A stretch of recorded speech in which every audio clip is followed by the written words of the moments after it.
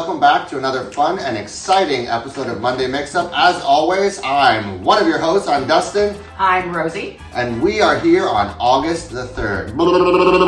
Can you believe August the 3rd already? There's been so much vacation in between. You have gone on a lot of vacation? You too. That's true. I just went on a cruise to Ensenada, Mexico from San Francisco. It was fantastic, actually. I've never And been on what a cruise ship before. was it?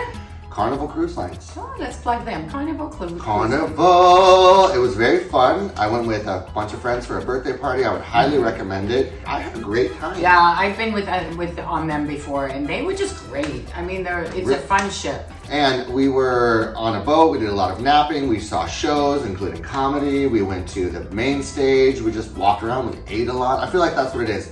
A captive audience full of food. You just eat So the whole crazy. time. We knew the schedule. It was insane.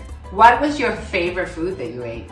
My favorite food that I ate on the cruise line was, they had really good fish dishes all the time. I was inspired by the fact that their fresh fish was really good.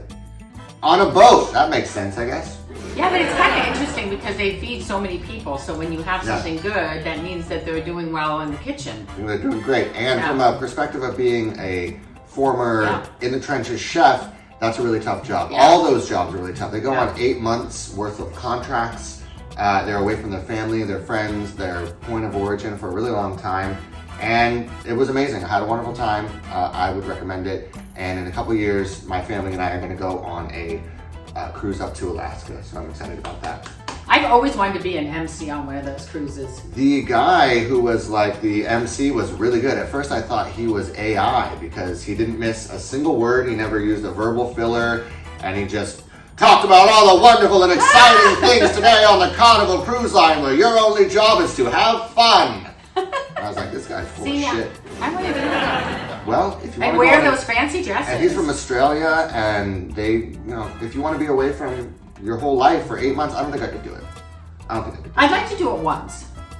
Okay, well, let's get into it. Happy Monday, the 3rd of August. I'm Dustin. I'm Rosie. And we're going to be talking today about the dog days of summer and playing tired. And I know that might sound a little interesting, but what we're meaning by that is it's the dog days of summer, which I think is kind of colloquial,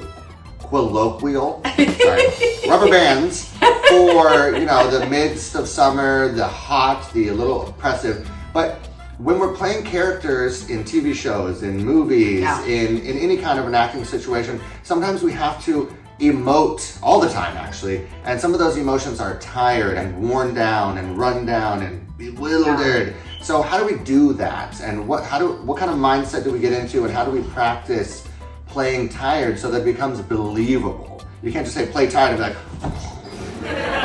it doesn't track. So what would be some things you would do if you're going to go into a scene where you need to be exhausted? You just came out of the apocalypse. You're dragging yourself to some final destination. What do you do? Well, I know it has to be in your head.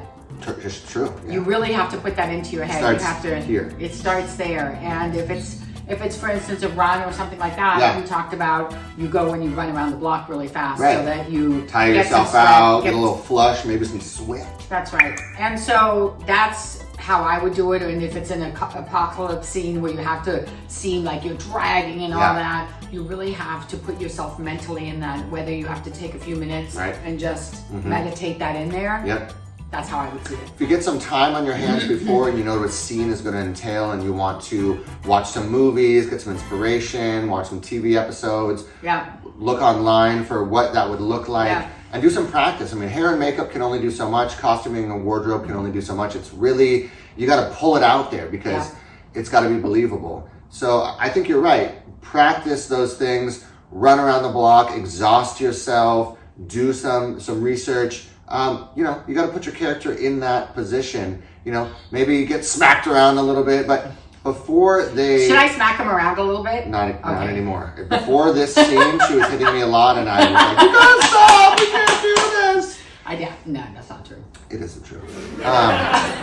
But I do believe that the preparation before action is called is, if not more important, just as important as the scene itself. Because you know, sometimes we're switching up the different scenes when we're shooting, because we might be doing a future scene where you're at a wedding or, you know, out to a nice meal, and then all of a sudden, okay, next scene, switching, and we have 30 minutes to reset the scene, and now you're going to be dragging yourself out of a fire apocalypse in a volcano explosion. Yeah. And you got to get ready. So.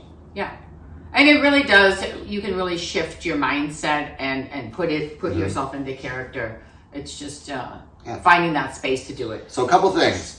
One, draw on some real life experience. If you've ever had any real life experience, maybe not an apocalypse, but something that tires you out. Two, you know, if it's a scene where you need to look tired, tire yourself out. Yeah. Right? Yeah. Also, do some research where you're looking online, you're watching some TV, some content, so that you can get some firsthand information about, you know, professionals that have done it that make it look real and live it on screen. And don't ever forget to consult your directors, your producers, the people on set. What do they want to see? Yeah. So that's a couple, you know, 1 or 2 or 3 or 4 things that you can do to get yourself in that position. Because playing exhausted needs to read on screen. You know, we're telling stories. We want that message to be very believable. Yeah. I agree. Okay. Good job. Yay! Welcome back from the cruise. Oh, now do we look exhausted? Because, oh my God, I'm so exhausted right now. We're not. Okay. Anyways, thank you so much for coming and visiting us for a couple of minutes on your Monday. We know that your time is very valuable, and we really appreciate that. Don't forget to like and subscribe. Share all this information to your friends and followers. Our content is going to get a lot better when we get a little bit of input and we get more followers. So do that.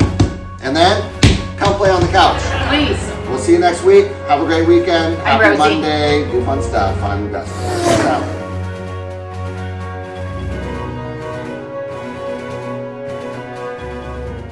And if you don't, I'll know.